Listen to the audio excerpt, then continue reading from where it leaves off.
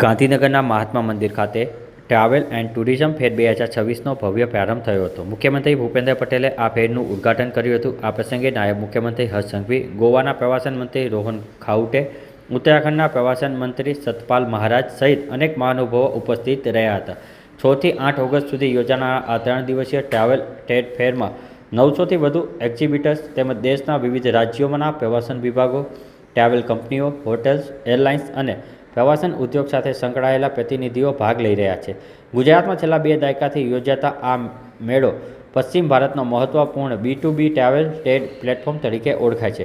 રાજ્ય સરકારે વર્ષ 2026ને પ્રવાસન વર્ષ તરીકે ઉજવવાની જાહેરાત કરી છે, ત્યારે આ મેળા દ્વારા ગુજરાત પ્રવાસન સ્થળો, નવી તકો, રોકાણની સંભાવનાઓ અને દેશ વિદેશ સમક્ષ રજૂ કરવાની મહત્વપૂર્ણ તક મળી રહી છે। વડાપ્રધાન નરેન્દ્ર મોદીએ એક ભારત શ્રેષ્ઠ ભારતના વિઝનને પણ આ ટ્રાવેલ ફેર મજબૂત બનાવે છે। ઉદ્ઘાટન બાદ મુખ્યમંત્રી ભૂપેન્દ્ર પટેલ, નાયબ મુખ્યમંત્રી હર્ષ સંઘવીએ અન્ય મહાનુભાવોએ ઉત્તરાખંડ, જમ્મુ કાશ્મીર, ગોવા સહિતના વિવિધ રાજ્યોના સ્ટોલની પણ મુલાકાત લીધી હતી। નાગરિકો સાથે વાતચીત કરી તેમને સંબંધિત રાજ્યોની પ્રવાસન યોજનાઓ અને નવી પહેલની માહિતી પણ મેળવી હતી।